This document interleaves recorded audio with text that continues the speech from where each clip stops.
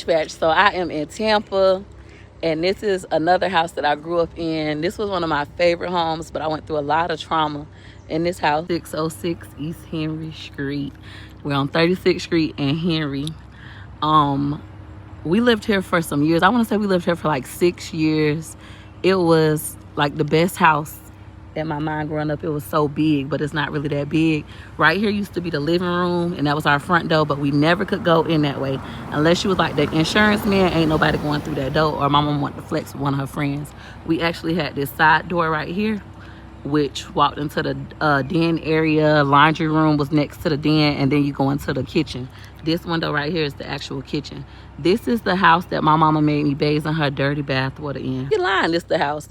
This house was a 3-bedroom, 2-bath house, but my mama bathroom only had a shower. Our bathroom had a tub, and she would get in the tub and then come make me bathe in her dirty bath water. I don't know why she did that. It always bothered me. I didn't talk about it until a few years ago, but I experienced that in this house. But this was still one of my favorite homes. Lived around the corner. His mama lived around the corner. I'll take you over there next. And I gotta be patch.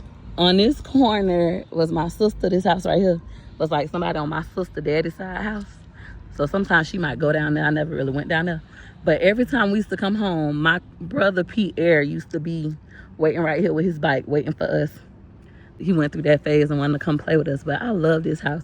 This house had offered stability. We stayed here for some years, all the way up until the age of 12. We lived in this house. Mom used to throw parties. I wish I could take you out to the backyard. Remember one time me, my sister, and my brother filled up the backyard with soda. It was just so fun. My other friends was living in the projects in the ghetto. We lived in this house, and they just thought we were so rich. When my friends from the projects used to come and spend the night, they used to think like, oh, we so rich. We had furniture, we had beds. But we hardly was ever there because my mama was like running the streets, just figuring herself out, I assume, now that I'm older and I look back at it.